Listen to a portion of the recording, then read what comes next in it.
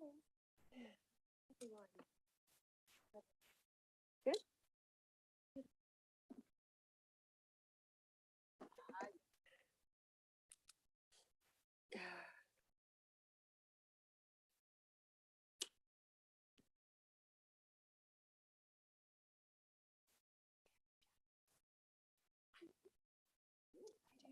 Not the whole suit, just the jacket. No, no, it's oh, the emerald, yeah.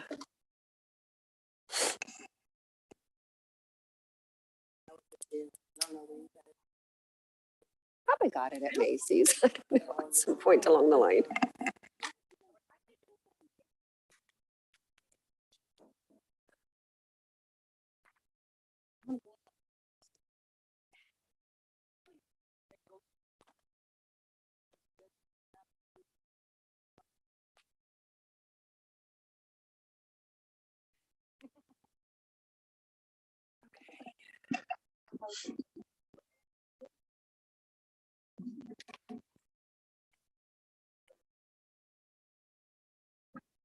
All right, ready?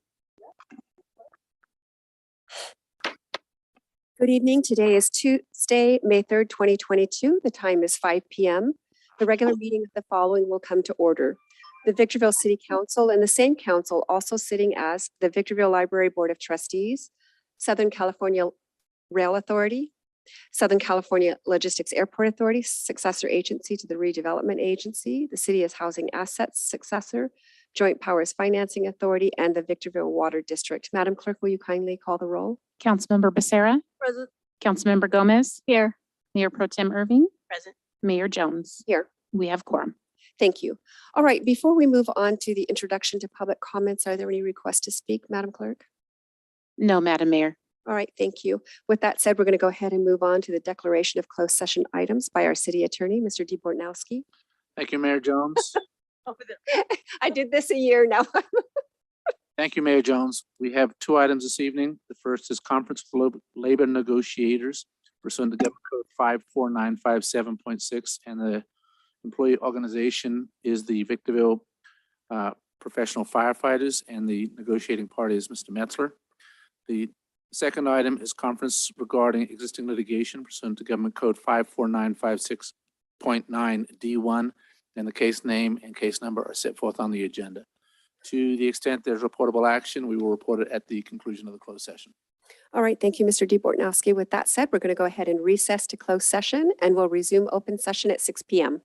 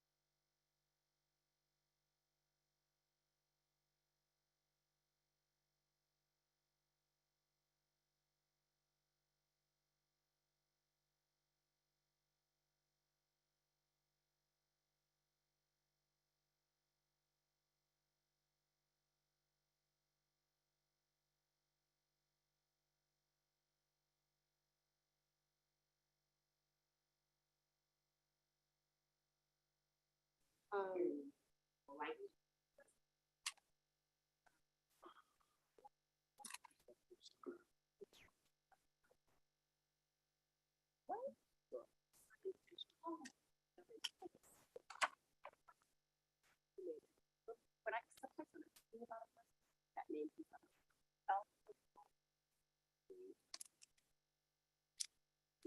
only be an hour-long meeting.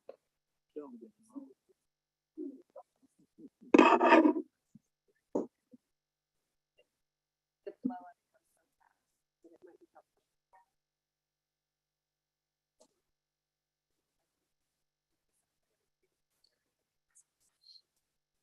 Okay. All right. Oh, it's that time. Almost 1 minute.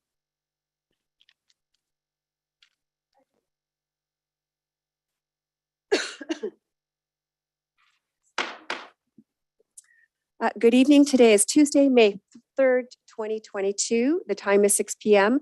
and we are resuming the open session of our regular meeting, the following of which will now come to order.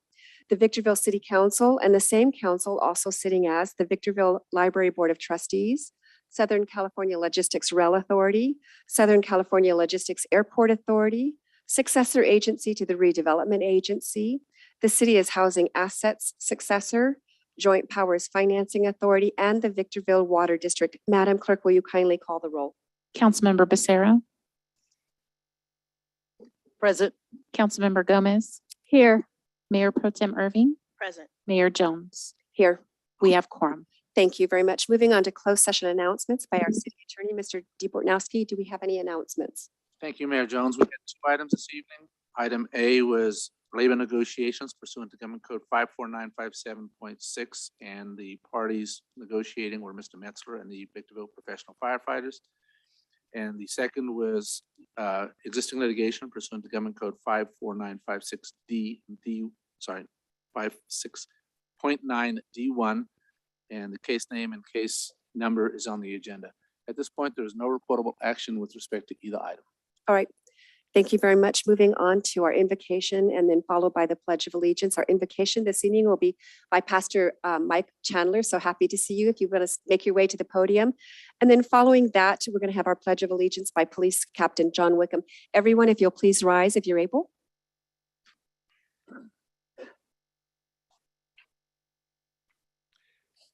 Let's bow together for a word of prayer.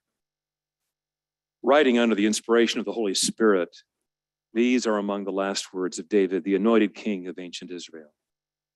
The God of Israel said, "The rock of Israel spoke to me. He who rules over men must be just, ruling in the fear of God.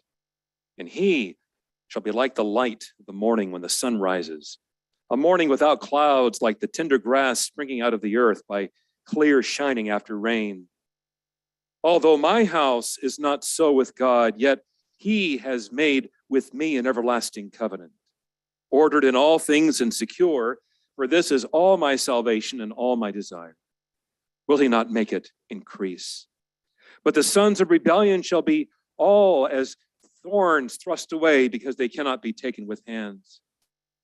Lord, in his last words, your servant David, king of ancient Israel, reminds us of your standard for those who would rule, whether kings who inherit a throne or of councilmen and women duly elected to represent and serve the needs of their constituents. He says they must be just and ruling in the fear of God. How wonderful such a leader is, he says, like the light of the morning when the sun rises, a morning without clouds, like the tender grass springing out of the earth by clear shining after a rain. We pray this evening for these before you, Lord, that they may be equitable and just, judging their decisions for this great city by the immovable standards of your law, loving God with all their hearts, and considering their constituents as they would consider themselves. Then as they so lead, may you bless them as our beautiful desert is so brightened after a much needed spring rain. But in all honesty and with all candor, the sweet psalmist of Israel confesses, my house is not so with God. He knew his transgressions and his sin was ever before him. He confessed to have failed to measure up even to the standards he himself acknowledged were expected of him. What a transparent soul was this ancient king of your people. Yet in our day, Our leaders, so many of them are less than transparent and open, less prone to confess their failings, in some cases plainly dishonest and uncaring about their sins before God. Finally, the king speaks of your promises, your order in all things, your salvation, which is all his desire. Tragically, though, the sons of rebellion, as he calls them, will not turn to God, and so will be thrust away. Lord, hear me as I pray for these, your servants, these dear souls entrusted by you to serve this great city.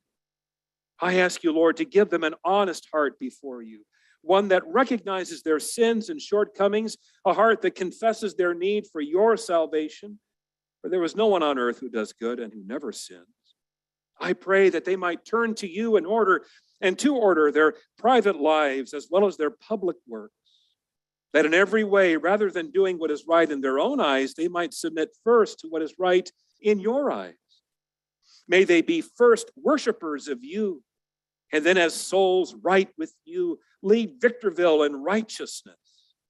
May their stay in these chambers be blessed, and may you grant them success, even this evening, that through their work with each other, move our city in a direction that will bring your peace to our community, your prosperity to our businesses, your protection for our children and families, your plan for each of our lives, and your pleasure in all we do.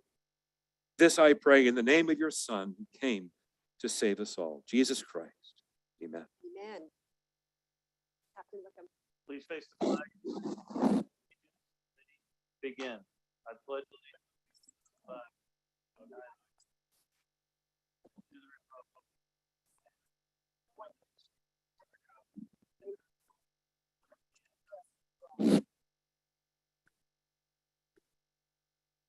Again, thank you very much, Pastor Chandler and Captain Wickham. All right, we're going to move on to, we're going to move on to the presentation of our agenda and any revisions there too, Madam Clerk. Thank you, Madam Mayor. We have revisions to agenda item number 12. Pages in attachment A have been revised and need to be substituted. Language in amendment number 13 has been revised and is acceptable to Woodard and Curran and their legal counsel, city staff, and the city attorney. A blackline document has been included to compare the updated version of Amendment 3 to the version originally published on the original agenda. A clean copy of Amendment 3 has also been included. There are no changes to the dollar amount of compensation. Also, there are no changes to the original staff report or Exhibit A of Amendment number 13. All right, thank you, Madam Clerk. We're now going to move on to conflict of interest declarations, council members. No, ma'am. Hearing and seeing none, we're going to go ahead and move on to our introduction to public comments. And I'm aware of one member who would like to speak as an audience member. Are there any other requests in chambers, Madam Clerk? Yes, Madam Mayor. All right, thank you. So with that, welcome everyone to tonight's meeting of the Victorville City Council. Your city council is interested in your ideas and opinions and furthermore endeavors to incorporate them into its deliberations. At the same time, the council must be able to carry out its business in an organized and efficient manner free from material disruption. Therefore, this meeting will be administered in accordance with our established policies and procedures and Government Code Section 54957.9. Individuals may speak on agenda items or on issues not posted on the agenda during the public comments section, providing those issues are within the subject matter jurisdiction of the City Council. Individual speakers may address the council once per public comment period and once per each public hearing item for up to 3 minutes. Additional time may be allocated for appeal hearings in accordance with the city's adopted policy and procedures manual. Those who desire to comment on a public hearing item this evening may wish to reserve their remarks until that particular public hearing item has been opened. All testimony is to be directed solely to the council. And although open meeting laws do not permit council members to engage in dialogue with any speaker during the public comment periods, please know your comments and your questions may be taken into consideration by council members when discussing that particular item. The presiding officer may briefly respond or have staff respond to statements or questions, or may request that the staff report back to the council at a subsequent meeting. Speakers are requested to comment as briefly as the subject permits. Individual council members who speak as a member of the public do so without the semblance or presumption of authority derived from her public office and are subject to the same meeting rules of conduct and decorum as other participants. Whether attending this meeting in person or via Zoom, once comments are invited, the speaker will be called on by name, then recognized by the presiding officer. The speaker will state the item number or numbers that will be addressed, or that the subject is a non-agendized matter. Audience members may not disrupt, disturb, or otherwise impede the orderly conduct of this meeting, and those who do are subject to removal from the meeting pursuant to Penal Code 403. Your understanding and cooperation are appreciated. Madam Clerk, can we begin with requests from chambers? Our first speaker is Yvonne Mashak on a non-agendized item. Good evening and welcome to our meeting.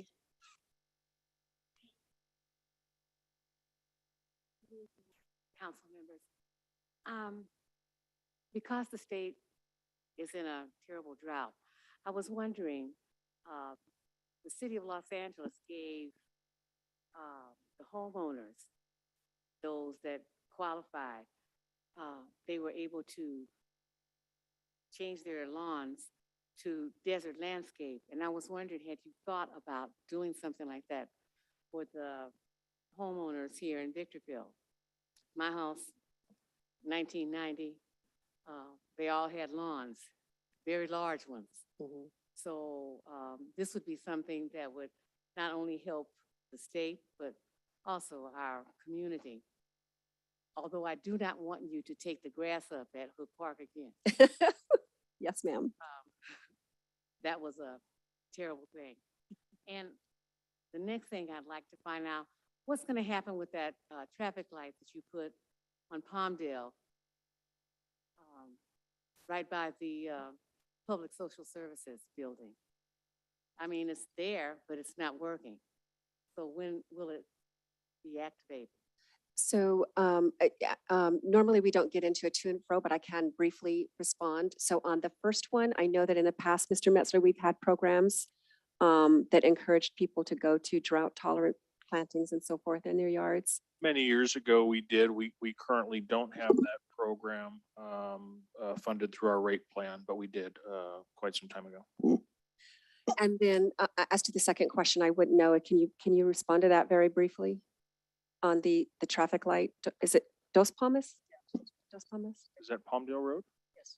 So that's a Caltrans, and it's connected to all of the improvements that they're doing there. I don't have an exact schedule, but Caltrans is effectively the one in charge of activating that signal.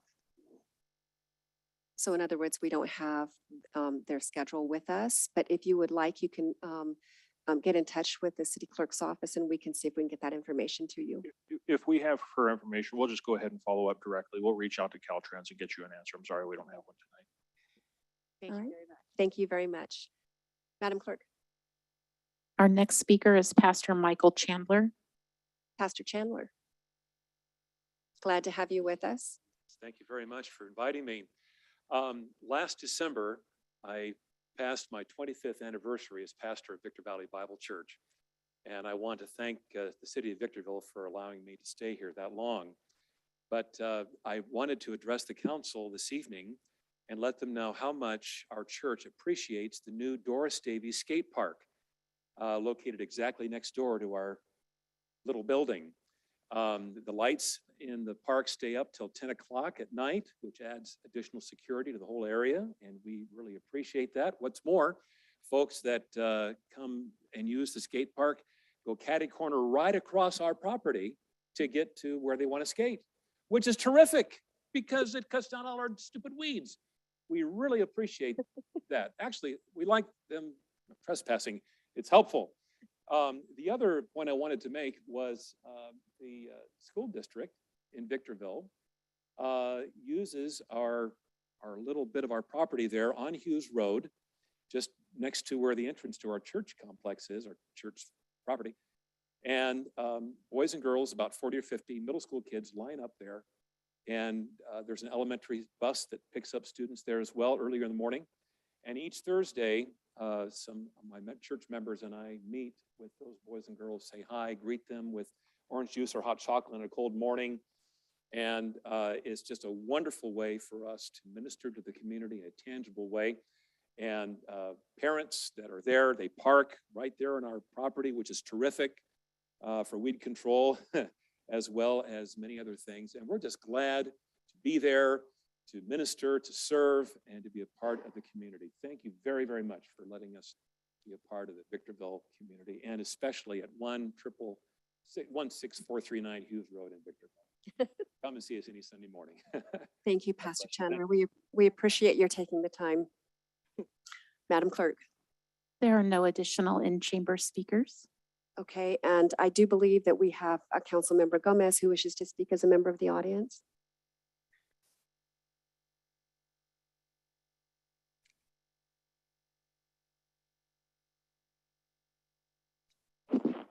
And my understanding is that this is on a number of the consent calendar items.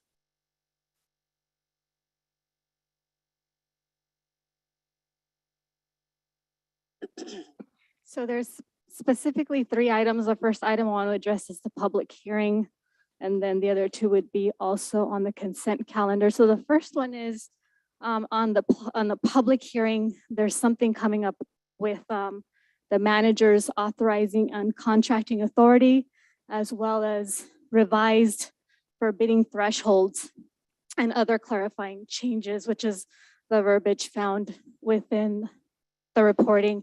So I'm very concerned as a council member, as a member of the public, all these hats that I wear. And so I wanted to ensure that as I spoke, I made my placements as to why.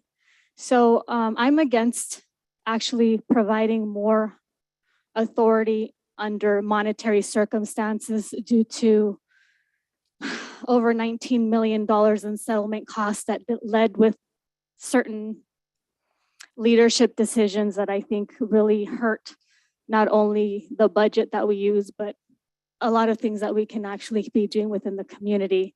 So I am not considerate of providing any extra dollar until the leadership of the individual ensures that we can build more trust. And so I'm gonna stop saying anything extra. I've said it in the past. The other item that I wanted to address is item number 10, which is a consent calendar. And so this item has 2 items. One is the law enforcement contract, which is an MOU with the school district, Victor Valley Elementary, Adelanto Elementary, for a resource officer. And there's also tied into this one, an agreement between the city of Victor and Macerich, Victor Valley. So it's the mall.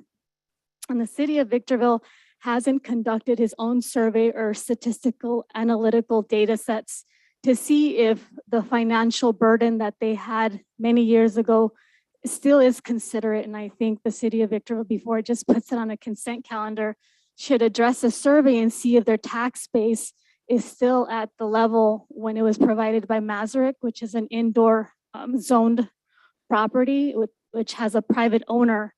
And I had to mention those 3 aspects of it because we also have indoor malls that are being torn down for whatever reason that are leaving many individuals, unfortunately, small businesses without something of this level. So I wanted to create some sense of uniformity, and I don't agree with it. We need to continue looking at this, and we don't need the school. It's called a school to prison pipeline.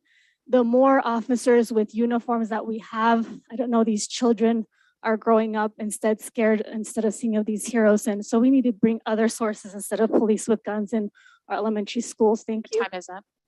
Thank you, Ms. Gomez.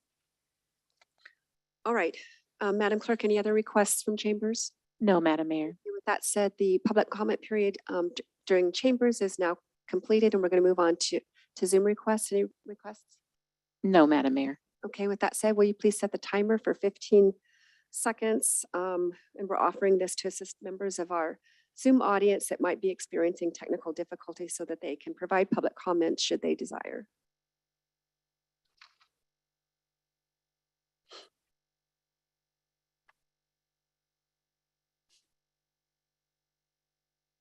Madam Mayor, 15 seconds has lapsed and there are no additional speakers. All right, thank you. So the public comment period is now closed and the chair brings the item back to the council. We're now going to move on to our first business in order, which is public hearings, beginning with item number 1. Mr. Metzler, will you kindly introduce the item?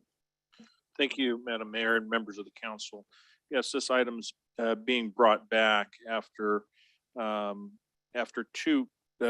discussed it at the previous 2 council meetings and effectively was initiated by the council asking that this item be brought forward, which effectively serves as a code amendment, adopting an ordinance that actually modifies certain provisions in the municipal code, particularly dealing with the city manager's purchasing authority, particularly speaking to increasing the purchasing authority from $50,000 to $125,000. So based upon that request from council and that direction from council to bring this item back in the form of an actual ordinance, we've actually prepared that ordinance for you. It's actually attached to the staff report. It also has a black line version that actually tracks the changes so you can see as the code currently exists and what the code would look like, presuming the council approves this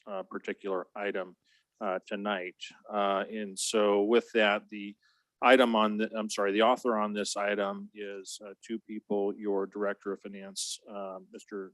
John Mendiola, also assistance through the Deputy City Attorney's, through the City Attorney's Office, which is your Deputy City Attorney, Ms. Tara Taguchi. So with that, I'll turn the item back over to you. All right, thank you. Madam Clerk, will you please read the recommendation? That the Honorable City Council open and conduct the public hearing, close the public hearing, introduce ordinance number 2429 for adoption and first reading by title only, and waive further reading in full of proposed ordinance number 2429. Thank you, Madam Clerk. All right, with that said, council members, we're going to move on to technical questions for clarification as to the staff report. We're going to begin with Member Becerra, and especially Member Becerra, this was your item initially. Thank you, Madam Mayor.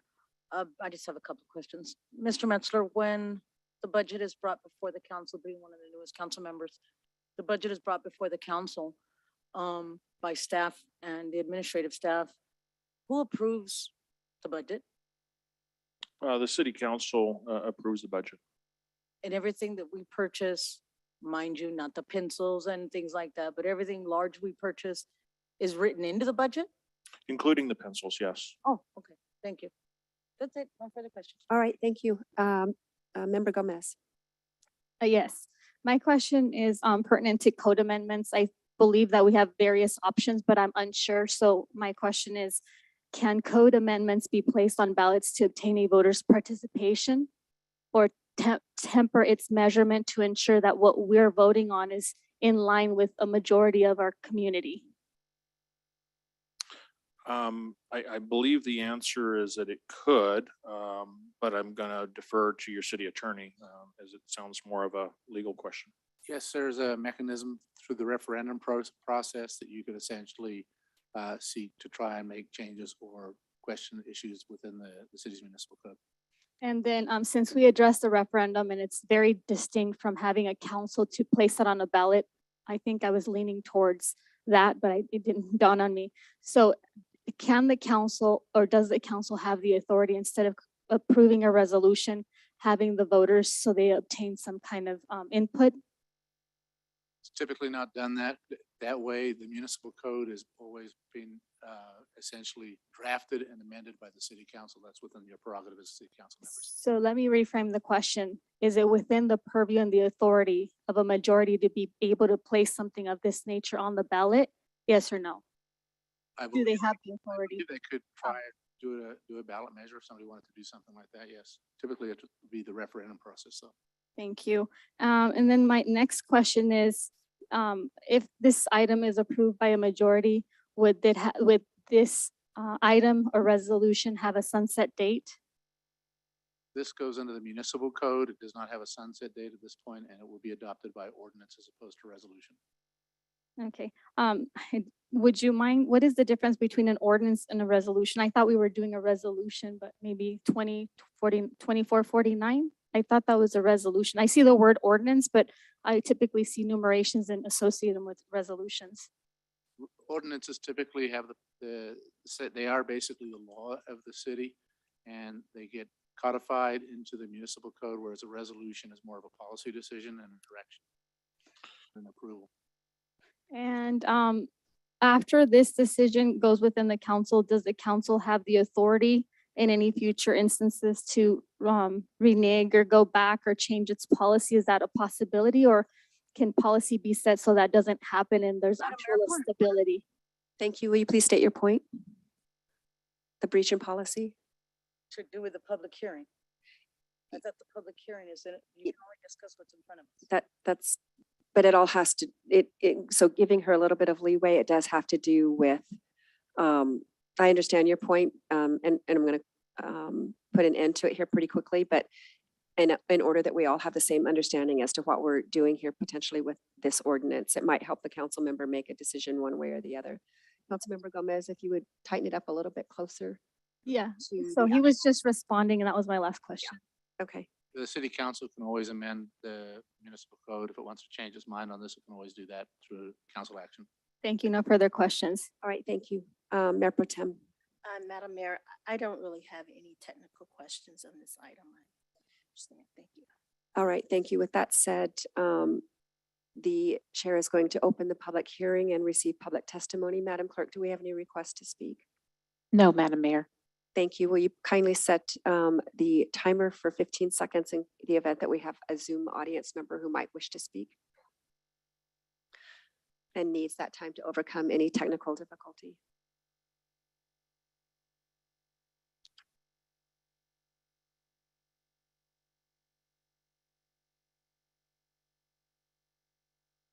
Madam Mayor, 15 seconds has lapsed and there's no additional speakers.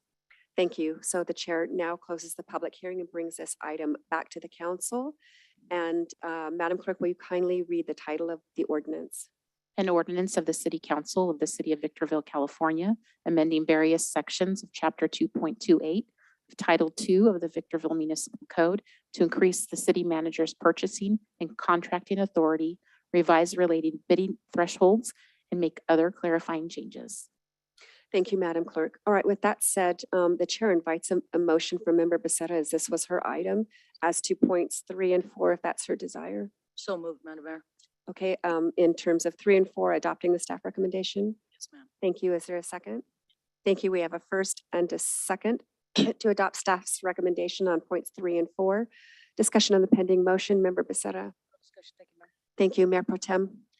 The only thing I have to say is, I had an opportunity to have an in-depth conversation with someone who really, I didn't have any questions, but kind of clarified for me the importance of what we're doing this afternoon. So that's all I have to say. Okay, thank you. This is good. Thank you. And Member Gomez is precluded from speaking on this item as she chose to speak as an audience member on this item. And the chair has no comments on the pending motion, closes the discussion period. Madam Clerk, will you please take the vote? Councilmember Becerra. Councilmember Gomez. No. Mayor Pro Tem Irving. Aye. Mayor Jones. Aye. Motion passes with Councilmember Gomez voting no. Thank you. All right, we're going to move on to our next business in order, which is our consent calendar, items number 2 through 9. All right, a motion is in order for the council and the council acting on its various boards of directors to approve action on consent calendar items 2 through 9 in accordance with the recommendation presented on the agenda. We have a first by Mayor Pro Tem and a second by Member Becerra. Madam Clerk, will you please take the vote? Councilmember Becerra. Aye. Councilmember Gomez. No on number 10, yes on all the rest. Number 10 is not on the consent calendar. That's the one I produced comment. I'm thinking it was, okay, you're right. Mayor Pro Tem So Irving. yes. Thank you. Mayor Jones. Yes. Motion passes unanimously. Thank you. So the council and the council acting on its various boards of directors has taken action in accordance with the recommendations laid out on the agenda. Now going to move on to our next business in order, which is written communications, beginning with item number 10. Mr. Metzler, oh, excuse me, hold on. Let me read the title of this.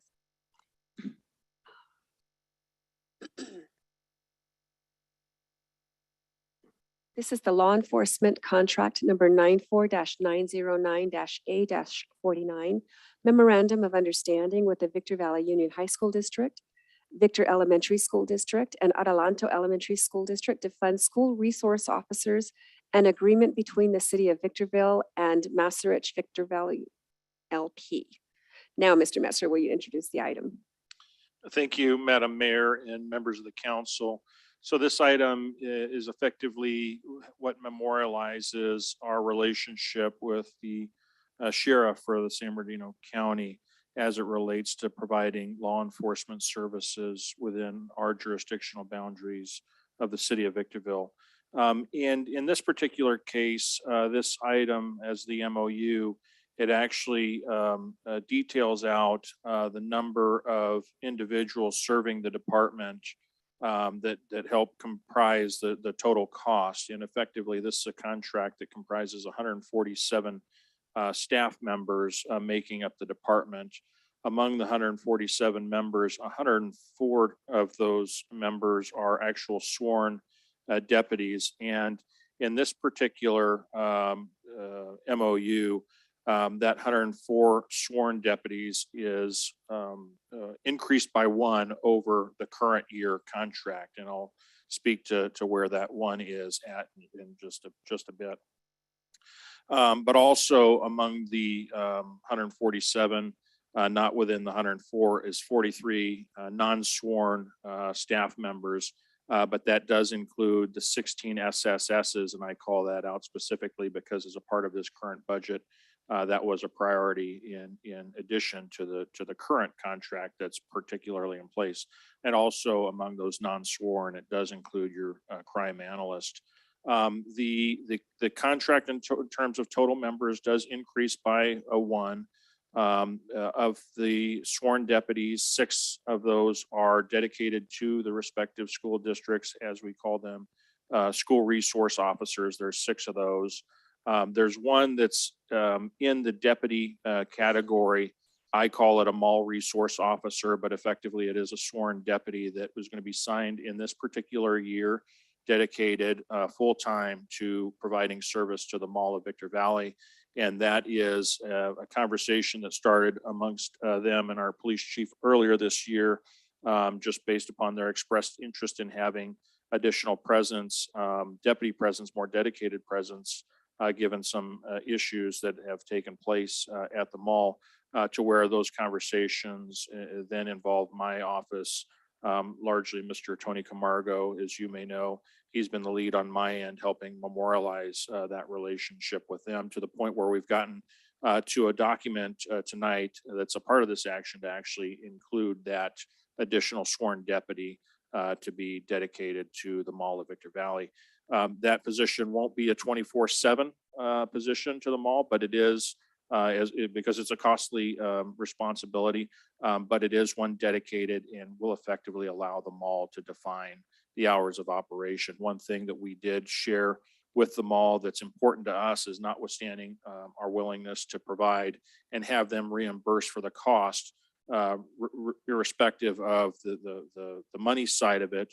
One thing that we did share and expressed a concern over is we didn't necessarily want to see this as an effort to supplant the existing security posture that they have. And in fact, we encourage them to maintain at least the same level of security that they have, private security that they have. That's something that we'll evaluate, because the last thing that we want to do is increase the dependency on our deputy to basically be their security service, potentially actually putting one of our deputies maybe at a riskier position, for lack of a better description. So we'll monitor that closely, but we think it is going to be a good partnership to help have increased and much more rapid response to that facility in times of need. Total price on this contract is about $33.52 million. It's $958,000 over last year. The bulk of that $958,000 is due to that one additional deputy. But if we were to try to compare apples to apples, based upon service levels from what's in this Schedule A to what we're currently paying for, The price increase is only 2.1%, and I'd like to highlight that because based upon the MOU that has been established between the sheriff's office and their labor, we have been projecting a 5 to 6% annual increase as a part of our cash flow model. So I think the point that I wanted to raise there is that it's not as expensive as expected on an apples to apples comparison. And a lot of that has to do with Sheriff Dykes having been willing to use some unexpected revenues they were able to realize at the county level, and use those revenues to help share in the pain, if you will, not just for us, but all contract cities. So a big effort by the sheriff himself actually went into helping keep the cost as affordable as possible to the cities. Finally, one thing that is not in this item, but it will be a part of the budget because it also has been a conversational piece. We'll actually identify it under a different line item, but it will be an investment to enhance our sheriff service response. Is there will be body cameras actually budgeted in the budget. It's the sheriff's view, as he shared with us city managers, that he, in his world being perfect, would like to start rolling them out in December, maybe January. There's still a lot of things that have to be worked out, especially as it relates to the infrastructure in place needed to support those units. But the game plan currently is to start rolling them out in this upcoming fiscal year. So we're going to budget accordingly to make sure that we have the funds available. And I've asked and encouraged and pled that hopefully we'll be among the first of the cities that get rolled out in that effort. So with that, that's all I have at this time. I, along with Captain Wickham, and I believe Mr. Camargo is available as well. We all participated in preparing this item for you. So certainly we're available for any questions or comments you might have. All right, thank you very much. Madam Clerk, the recommendation, please. That the Honorable City Council approve the 49th Amendment to Law Enforcement Contract Number 94-909-A-49 for the period of July 1, 2022 through June 30th, 2023, and authorize the mayor or her designee to process all documents required for this agreement. Approve the memorandum of understanding by and between the City of Victorville and their Victor Valley Union High School District, the Victor Elementary School District, and the Atlanto Elementary School District for the same period to fund school resource officers, and authorize the city manager or his designee to process all documents required for the agreement, and approve the agreement by and between the City of Victorville and Mace Rich Victor Valley LP for one deputy, and authorize the city manager or his designee to process all documents required for the agreement. All right, thank you. Thank you, Madam Clerk. We're now going to move on to technical questions for clarification as it relates to the staff report and more clearly the contract, the MOU, et cetera, as to points 1, 2, and 3 on the agenda. And we're going to begin with Member Becerra. Thank you, Madam Mayor. Mr. Metzler, if I may ask the captain these questions. Sir, our SRO officers, school resource officers, for the elementary school districts, they're not the big bad wolf. They don't go on campus to arrest kids. They're mainly there to help them, protect them. For instance, they're not being taken care of properly by, let's say, their mom. Instead of the school having to get involved, there's an officer already there to start the process, correct? That is correct. You know, our commitment obviously is public safety, and God forbid that we have any type of active shooter incidents at a campus. These folks are dedicated. And we need to keep in mind too, this is the district coming to us saying, hey, we want to look into having deputies and to take care of our schools. And for the high school, they try to keep the same deputy year after year, or no, every year it changes? At least for the 1 year, it's the same deputy, correct? That is correct. So they become a bond with the children at school. I call them children, even though they're in high school. Yes. Okay. All right. And the one at the Mall of Victor Valley, again, they came to us for the help, Mr. Metzler? Yes, that's correct. Okay. All right. Thank you very much, sir. Thank you for your service. Further questions, Madam Mayor? Thank you. Member Gomez. Yeah, go ahead, Member Gomez. Yes. So is this item also about camera integration, or will a new item come It's forward? not. such That as was just an a aside that Mr. workshop? Metzler So Mr. Metzler put in the information about cameras, but that was just an aside. And this is mostly dealing with the SROs and the MOUs. Okay. Are the contracts yearly negotiated through an MOU? Yes. And what funding / account will the deputies dip into for this one? And so this contract with the approval tonight will actually bake this contract price into the upcoming budget. And the two funding sources in the upcoming budget will be either general fund or Measure P. Do we know if it's both or we're still thinking about it and we'll probably find out May 9th? There was no certainty or assertion to the response, so I was just making sure. It will be either general fund or Measure P. The exact amounts I can't tell you, but it will be funded out of those two funds. Okay. And what cost and percentage will that be? I heard you mention 2.1%, but I didn't make the connection. Well, the 2.1% represents the cost increase year over year with an apples to apples comparison of level of service. So that 2.1 doesn't get compounded daily. It's just 2.1 unless we're looking at the market. No, it's 2.1 year to year. Okay.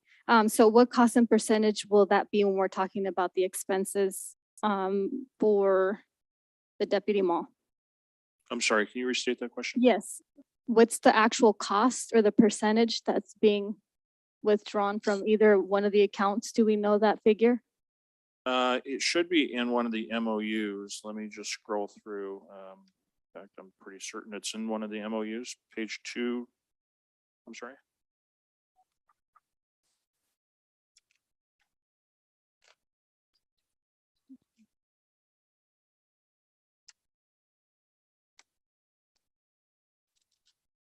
$100%, but the dollar amount's not. Do you see the dollar amount? Is that No, that's HT radio in the amount of?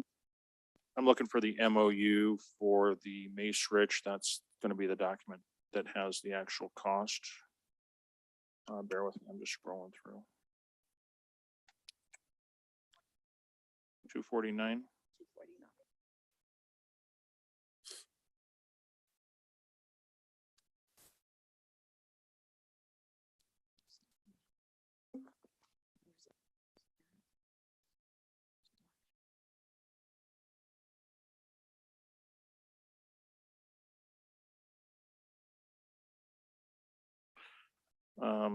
My 249 shows the cost for the equipment. On section 8. Okay, that's fine. I just wanted to touch up on that. And one of my questions that I wasn't sure is I was presuming within the language of the presentation that the cost was going to be burdened by the city of Victorville through one of the general funds or the other funds that you allotted to. But here it does say something about Massridge agrees to pay the cost of one deputy equal to what that language says something different from what I heard. Would you clarify that? I'm still under the presumption of city costs wielded heavily on 100% of the city. So the cost gets first borne by the city through the Schedule A, the master MOU, if you will, with the sheriff's department. But in companion to the approval of that item, we have the MOU with the agreement with Mace Rich. And that is effectively the agreement that is requiring them to pay for 100% of the cost, including equipment. The deputy will spend 100% of their time. I don't know why I'm not finding the price in that agreement.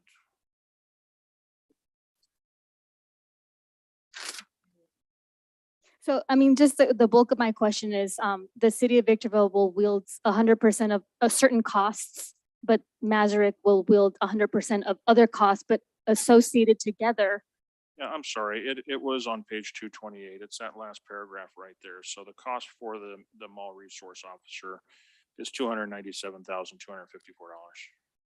Okay, so that one where it says HT radio in the amount of, and it has a figure for the next fiscal year. That's correct. Okay. Thank you. And my next question is, have we considered other commercial zoned indoor malls for the same level of privilege that this one mall would receive? Okay, I mean, other areas that are zoned. That's going beyond the scope of this agenda item.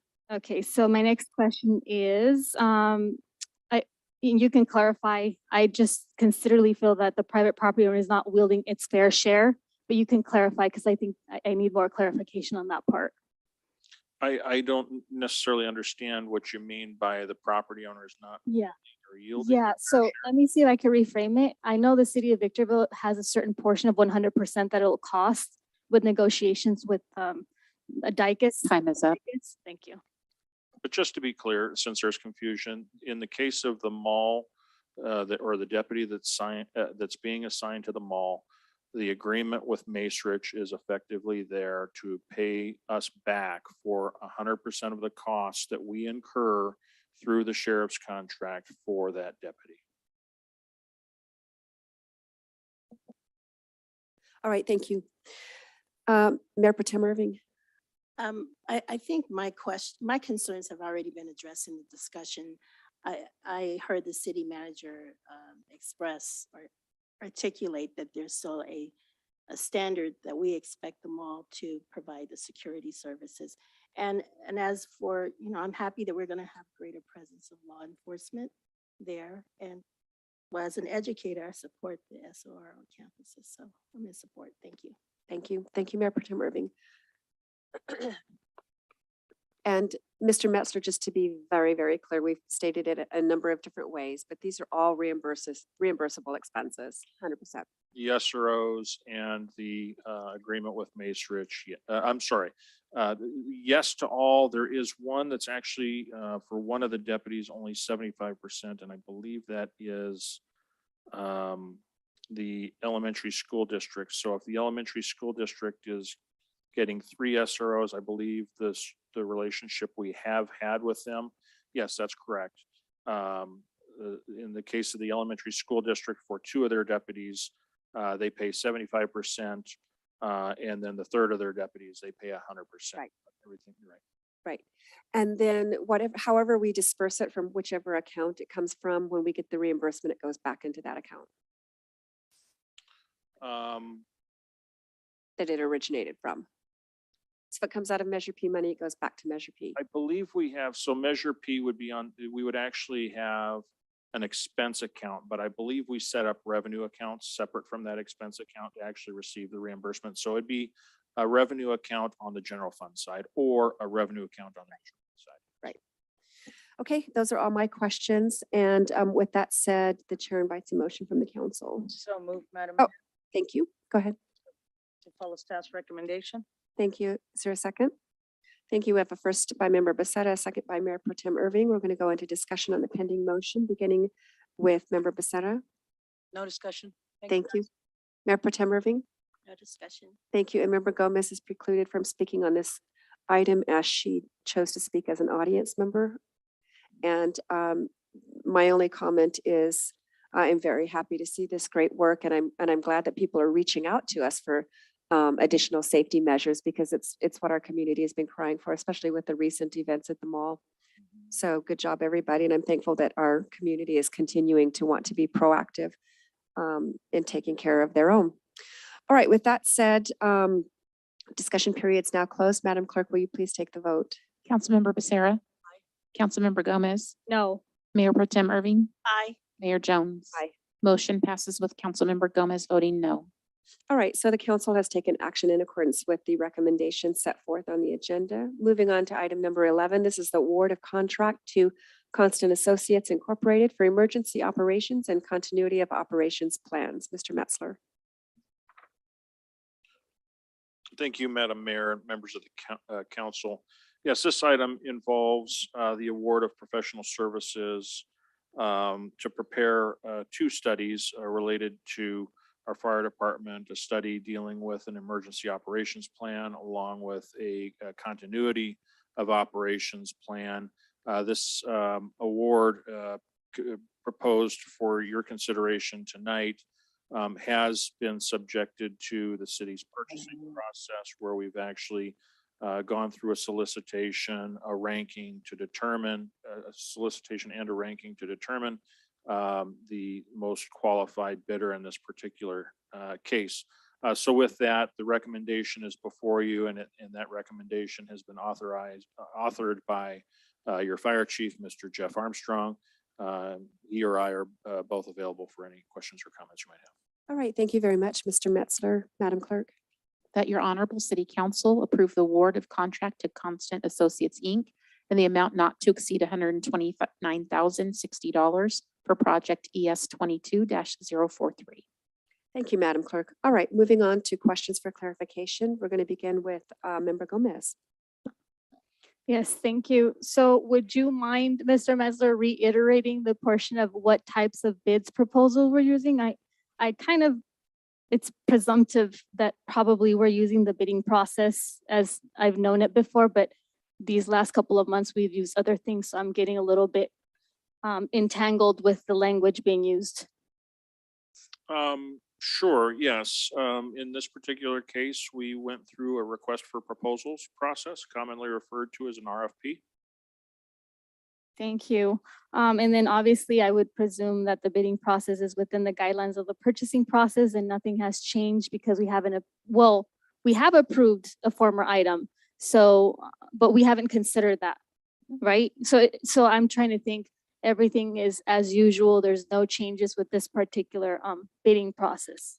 No, in fact, as stated on page 254 of the staff report, this item was actually solicited in accord with professional services section of our municipal code, section 2.28.280.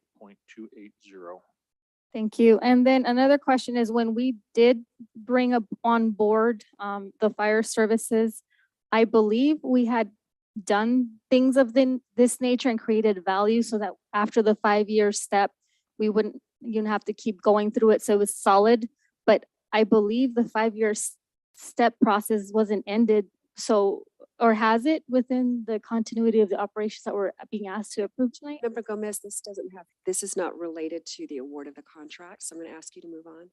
Right. So there's a not to exceed, and I believe that has this been addressed formally, or is this a new thing that we're addressing? Because it's merited. This is to create a plan. This is not a labor contract. Oh, no, I wasn't thinking of a labor contract. I'm just thinking about, we had 5 years, a program for 5 years that we would have initiation. And I didn't think after 5 years, we'd have to revisit something like this. But of course it merits if it's, it's part of the process to ensure that fire is, up to par.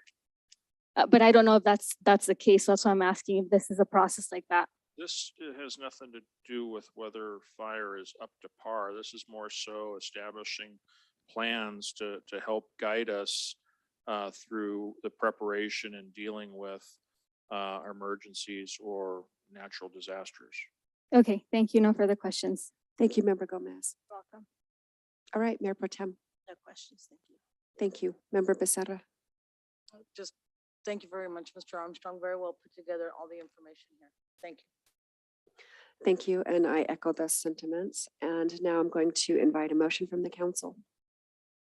I'd like to move the motion as recommended by staff. Thank you. Is there a second? Second. Okay, we have a first by Member Gomez, a second by Mayor Pro Tem. Discussion on the pending motion, beginning with Member Gomez. None. Thank you, Mayor Pro Tem. I just want to echo my colleagues' sentiments. Good job. Thank you. Thank you, Member Becerra. Thank you. Thank you, and the chair has none. Discussion period is closed. Madam Clerk, will you please take the vote? Councilmember Becerra. Councilmember Gomez. Yes. Mayor Pro Tem Irving. Yes. Mayor Jones. Aye. Motion passes unanimously. All right, so the council's taken action in accordance with the recommendations set forth on the agenda. Moving on now to item number 12. This is the Industrial Wastewater Treatment Plant Amendment 13 to contract with Woodard and Curran Incorporated. Mr. Metzler. Thank you, Madam Mayor and members of the council. Woodard Curran is a professional services provider that's been working with us since actually before the inception of actually starting operations of our wastewater treatment plant.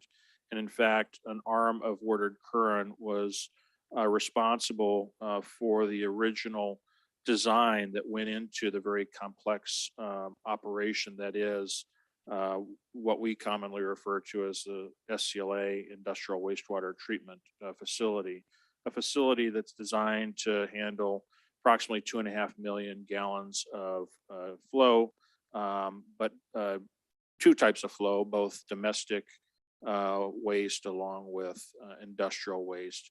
Part of the plant was it was built largely based upon effluent and treatment requirements needed to accommodate the Dr. Pepper project.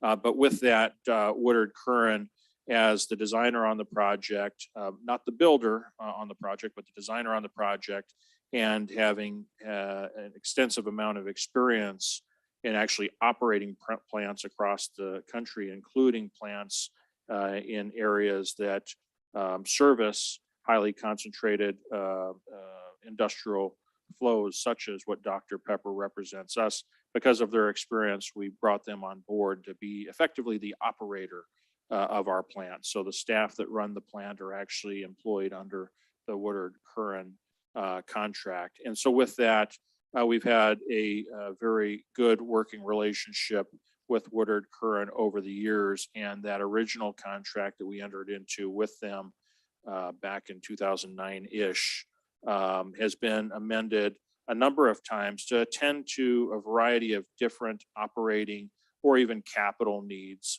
for the plant. And the more recent of them has to deal relating to this item, which is involving a filter component of the plant. That's probably the easiest way to characterize it.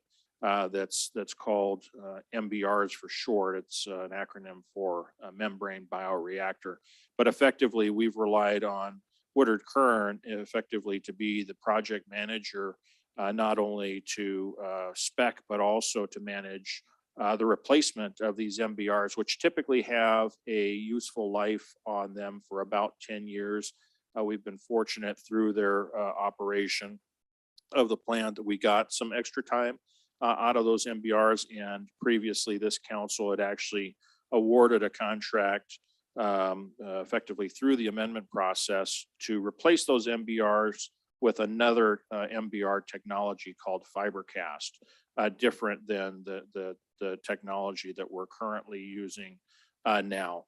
Effectively, that FiberCast MBR did not perform based upon the way we spec'd the performance requirements, and effectively we had to work out an arrangement amongst Woodard Curran and FiberCast to back away from that installation project, settle the contractual relationship surrounding that original award, and basically recast an effort to get new MBRs, the same types of MBRs that are currently operating in the plant, so that we can get the plant back operable to 100%. So with that, I know that was a long explanation of what this item is, but I think that might be the simplest way to characterize it from the high level.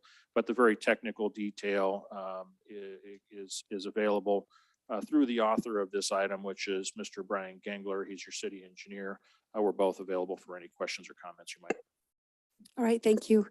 Madam Clerk, the recommendation, please. That the Honorable City Council approve amendment number 13 to the contract with Woodard and Curran, Inc. for operation of the industrial wastewater treatment plant, and authorize the city attorney to make non-substantive revisions to the amendment. Thank you, Madam Clerk. All right, questions for clarification, beginning with Mayor Pro Tem. Okay, I'm just trying to understand the flow of things. So essentially for this item, we are divorcing FiberCast, is it FiberCast? That's correct. And now entertaining Suez, is that correct? Suez. Right. We are also extending the contract for Woodard and Curran for another 4 years. That's it, right? So that we can entertain this new entity. Yes, and the reason, a big part of the reason for that extension is slightly different than how we structured the original MBRs. We actually installed the original MBRs as a part of the larger construction project. And one of the things that is being offered to us in this settlement, if you want to call it that, but this amendment effectively is a service offered by Woodard Curran and Suez, to where instead of paying a one-time upfront capital expense, the service that Suez is offering us in this particular case is effectively MBRs that get paid over time with a service and maintenance component to it. And built into that cost is the cost to have fully functioning MBRs altogether. So if, for example, we get to the 10-year life of these, I call them noodles because that's kind of what they look like. But these noodle MBRs, as a part of the service contract with them, they reach their useful life, they'll replace those, and we continue to pay on the annual as opposed to, an upfront capital expense. So, Mr. Gangler, did I characterize that correctly or say anything wrong? Okay, thank you. Okay, all right, thank you. The noodles. Thank you, sir. All right, thank you, Mayor Pro Tem. Member Becerra. Thank you, Member Gomez. Yes. Is this a procedural standard required for the operations of the wastewater treatment? I would consider it a standard in the sense that when you have components, process components that have a useful life or a depreciation to them where they degrade over time, yeah, there would be a standard in the sense that you plan for that depreciation to occur, that useful life to exist, to where in this particular case, you have a piece of process equipment that doesn't function at its fullest capability or efficiency as it did day one. So yeah, it would be standard that these types of process components, you plan for their replacement when they're not performing as they need to. And do we happen to have any internal employees aiding in the consultation with the planification, operations, and consultation services that is found with the 13th Amendment? Well, I'm not sure about plantification, but we do have staff. Planification. So we do have staff dedicated to overseeing the contract. If Woodard Curran is principally responsible for the day-to-day operations, we do have a staff member in our water department that is the point of contact in overseeing their day-to-day. That ultimately reports to two people, our Director of Public Works and Water, and then also our city engineer. Thank you. And how long has the industrial wastewater treatment plan been in operations considering the 13th Amendment? Do we know approximately? We became operational, I believe, in 2009 or 2010.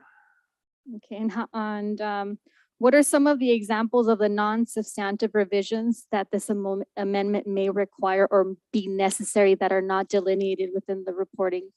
Well, I can't predict exactly, nor do I know exactly what they are, but typically non-substantive changes are changes to the document that don't change the integrity, meaning that it's not changing the business points or the business terms or anything really meaningful.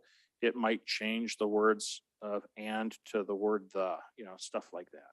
Okay, so would that be a part of changing the recitals as too? Something, the recitals, when you have a document, I don't think this is an MOU agreement. If this were to have a recital, which is what I'm familiar with, a contract, would it not change drastically like you had just stated? And I'm just particularly the recitals. The recitals. I think the answer is that changes could occur to the recitals as well as the body. Okay. It's going to be non-substantive. Okay, thank you. And I presume that this particular amendment is not a mirror image of the former amendment. I didn't see any delineation that really differed, but I did see a lot of boldness within the fonts. Were those some of the changes that were aggregated here? No. No. But it's not a mirror image of a former, like amendment number 12, right? Or is it? No, this is memorializing the points associated with this this restructure, recast, and installation of the Suez technology. Okay. And I was looking at some of the terminology, but who is the buyer and who is the seller? And it wasn't clear. I know the buyer is current, but then who's the seller? The seller is the service provider, which is Suez. Thank you. I have no further questions. Thank you, Member Gomez. And the chair has no questions for clarification. Invites a motion from the council. To approve staff's recommendation. Thank you. Is there a second? Oh, Thank- Thank you. We have a first by Member Becerra, a second by Member Gomez. Moving on to discussion on the pending motion, beginning with Member Becerra. Thank you, Member Gomez. No. Thank you, Mayor Pro Tem. no, ma'am. Thank you, and the chair has none. Discussion period's closed. Madam Clerk, will you please take the vote? Councilmember Becerra. Councilmember Gomez. Yes. Mayor Pro Tem Irving. Yes. Mayor Jones.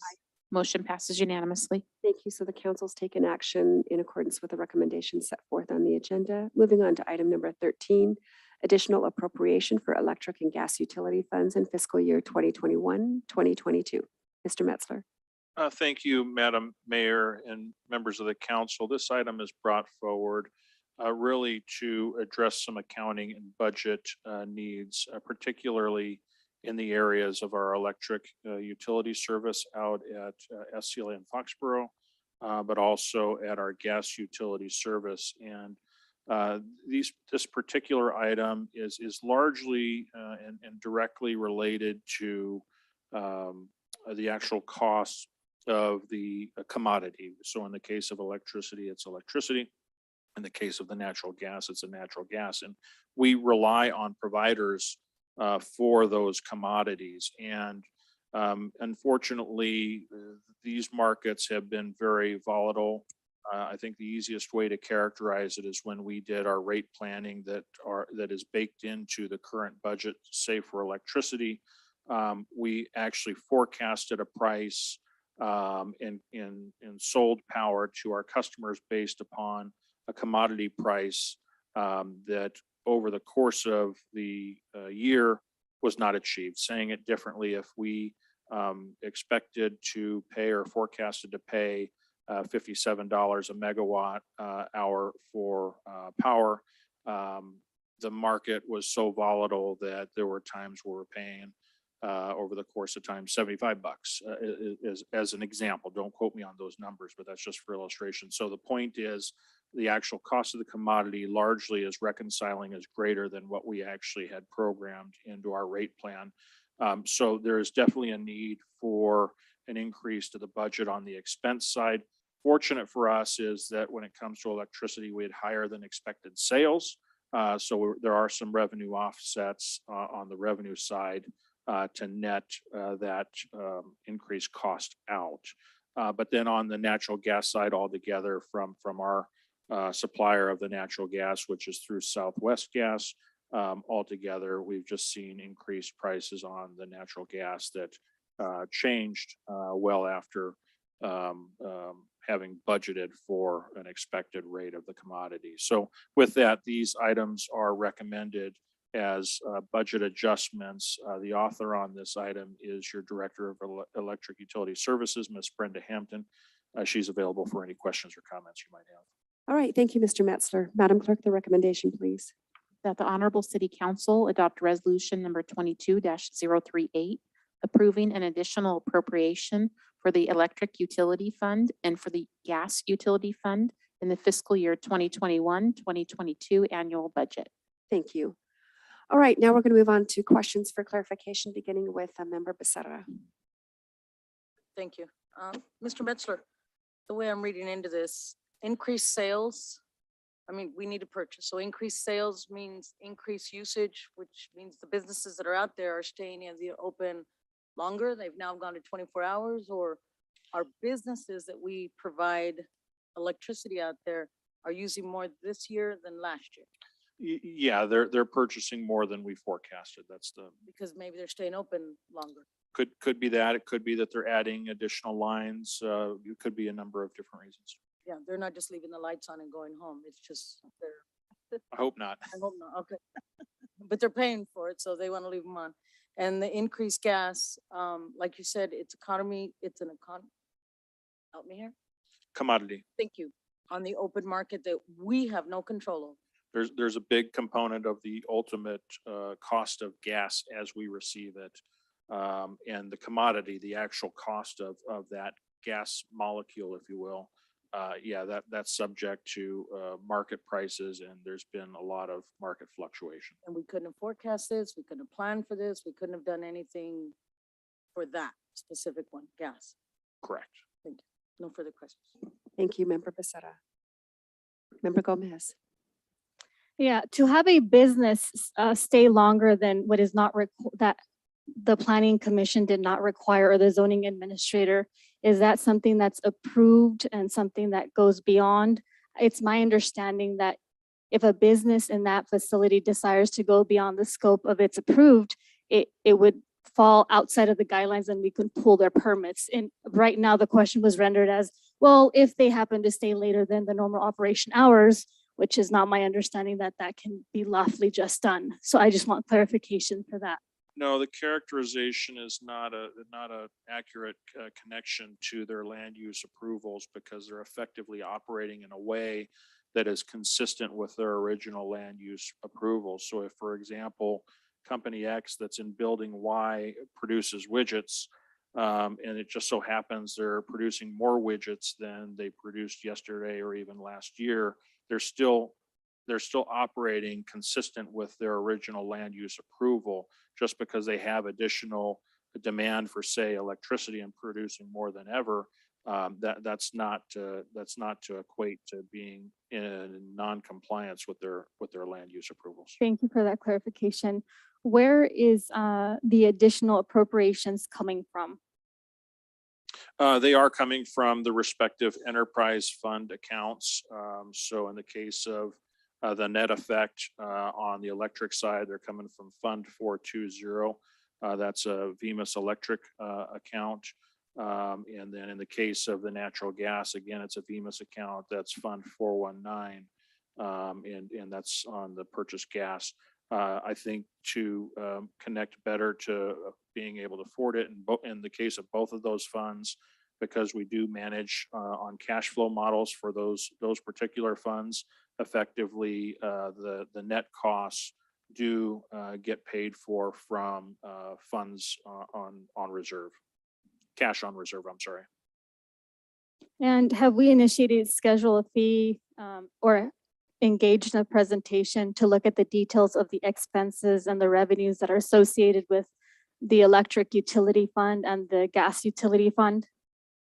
Yes, in fact, we're doing that now as we're knee deep in the budget process. In fact, I met with the Venus team today to go over their budgets. We've probably spent more time on them than any other budget, in large part because we're also in the middle of a large financing, at least for the electric utility side of the house. So yeah, we are looking very closely at all components, revenue and expense.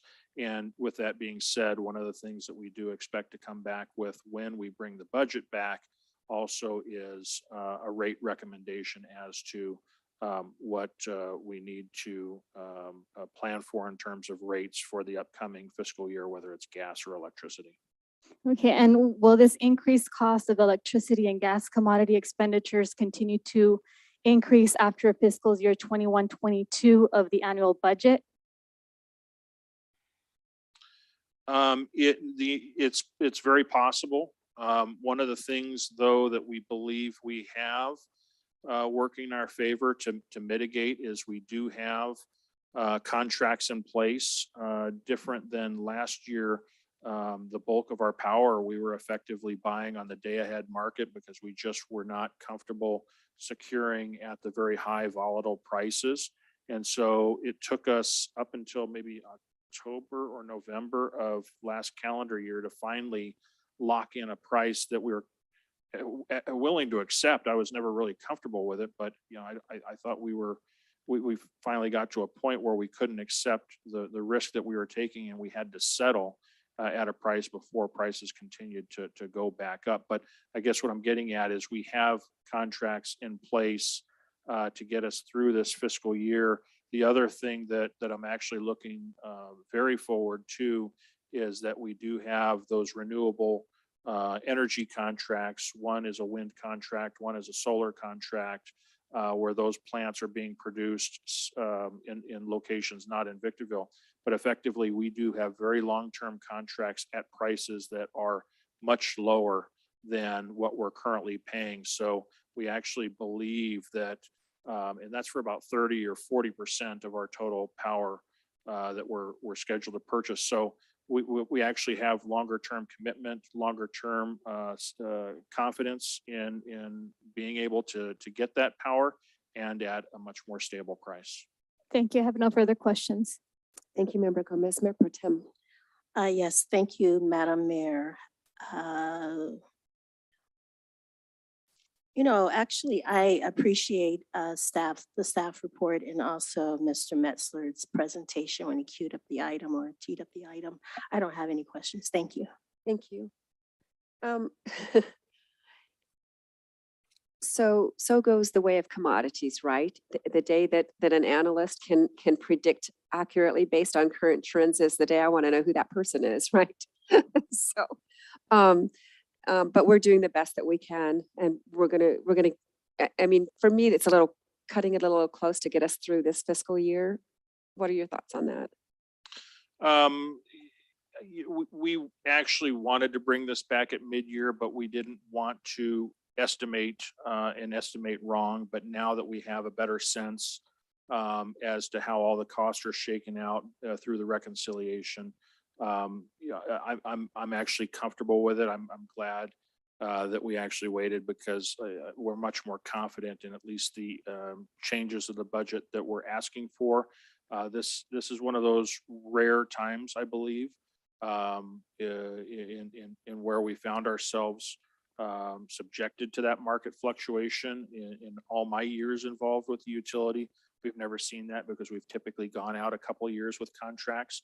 But as the last iteration of contracts came to expire, we were just at a point where in good conscience, we could not accept those higher prices. So, we did play, we did take the risk of doing the day ahead. It did cost us at the end of the day a little bit more, but I think when we did strike at a final contract, we actually saved money because I think the market actually increased greater than where we struck at. But that being said, I think the one thing that I felt comfortable about regardless was the cash position that we've developed over the years into the electric utility. Had we been in a cash strap position, I think we would have been scared is probably the best word to use. But the electric utility was financially positioned in a way where we could ride that along and make sure we weren't striking effectively at the wrong time. So based upon the prudence of this council and allowing us to manage the cash and develop reserves and being able to have those, it gave us an ability to kind of ride through that. Well, then I have a follow-up question. Then did we tap into our reserves for this? For that cash flow? We would have effectively dipped into unencumbered cash. Yes, we would have. All right. All right, thank you. With that said, then a motion is in order at this time, council. So moved. Follow staff's recommendation. Thank you. Is there a second? Thank you. I have a first and a second, and discussion on the pending motion, beginning with the maker, Member Becerra. Thank you, Mayor Pro Tem. No discussion. Thank you. Thank you, Member Gomez. Yes, the amount of information that was relayed tonight requires a key number of information bits to continue the observation of how the budget may shift either one way or another, and includes the enterprise funds, and it creates patterns in any type of futuristic problems or advantages that we may have. So I'm unsure of how much cash reserves also are sustained within the resolution at the time. So I just wanted to push that forward. So if you see my decision sway one way or another, you at least have a sense of what are my instabilities with what was just projected here. Thank you. All right, thank you, Member Gomez. With that said, Madam Mayor, if because just there was an awkward pause at the end in answering the last question, and the last question was answered correctly. as it related to dipping into unencumbered cash. But I wanted to share with you the magnitude, just so that you know, because the magnitude at the end of the day really is the difference between the 944 and the $1.2 million. So just shy of $300,000. So I didn't want you thinking that it was maybe some, a big number that we didn't want to share with you. But just to close the loop on that, in the order of the entire electric utility operation, that $300,000 is not a big number. So So in accountant's terms, immaterial. I would call it that. Account. Okay, all I'd- right. I'd like Member to, Gomez, did you- like to make an inquiry. I don't know if that last bit of information was relevant to what question you were referring to. Can it you, was my last question. okay, So we're not gonna go on because we're already at the place where we've taken a motion. okay, then I'm not going to change my decision. That was going to make a change for me, but thank you. Sure. All right. And with that said, we're going to go ahead and close the discussion period. Madam Clerk, will you please take the vote? Councilmember Becerra, Councilmember Gomez. No, Mayor Pro Tem Irving, Yes. Mayor Jones. Yes. Motion passes with Councilmember Gomez voting no. Okay, so the City Council has taken action in accordance with the recommendation on the agenda. We're now going to move on to our final items on the agenda, beginning with item number 14, City Manager Reports. Mr. Metzler. Caught me off guard, sorry.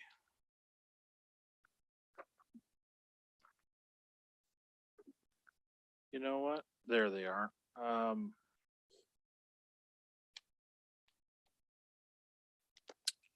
I am excited to report that we have Victorville Sings open audition starting on May 18th from 5 o'clock in the evening to 9 p.m. That's actually going to be done at the Victorville Activities Center.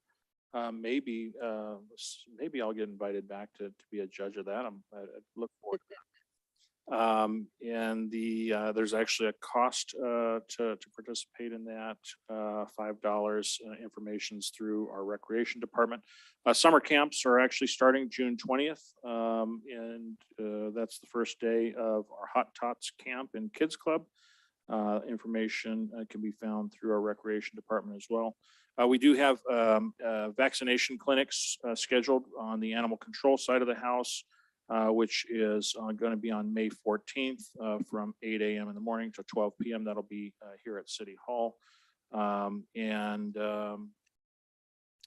Looking at the others, I think I've shared those with you. So that's all I have at this time, Madam Mayor. Right. Excuse me. Thank you, Mr. Metzler. All right. Item number 15. This is discussion and possible action regarding upcoming agenda items. Member Becerra, any requests? Yes, Madam Mayor. I have two items, so we'd love to get through them. I gotta read them through. Okay, well, if they're separate ones, we're going to do one and then do the motion on it if there's, we get there. Okay. AB 2836 is from the MDAQMD.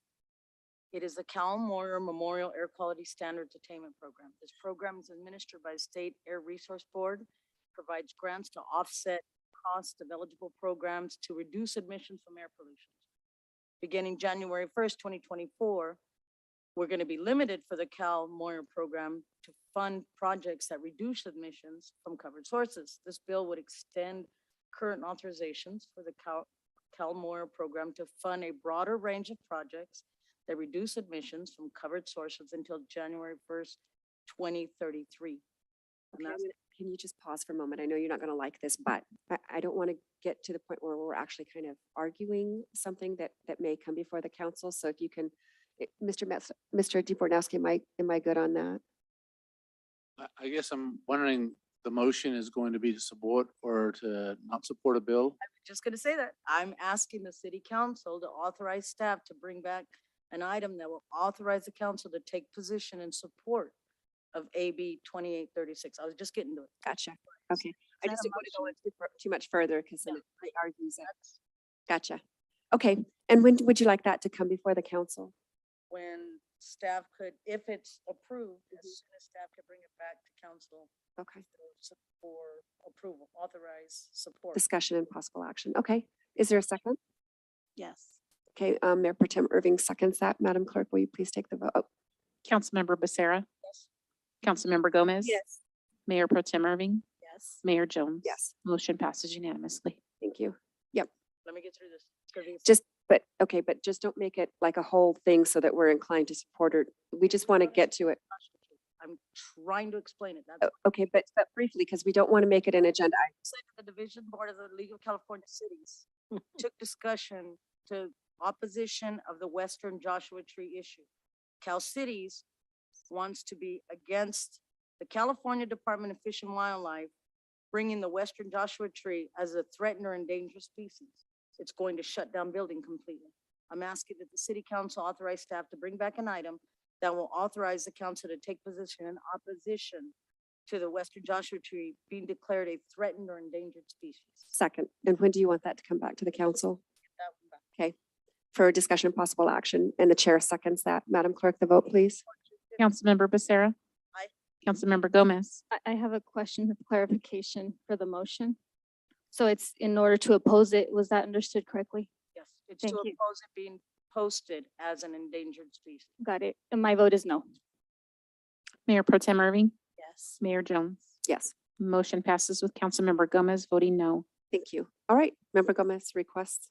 Yes, so I'd like to bring a motion that we have a citywide street lighting survey that basically documents the communities that have or do, that also do not have street lights. And it includes the proximity of each of these lightings and the count. Is there a second? Hearing no second, the motion dies. Do you have any other requests, Member Gomez? Yes, yeah, that was my motion to just bring a survey for the lights, kind of just to do a survey.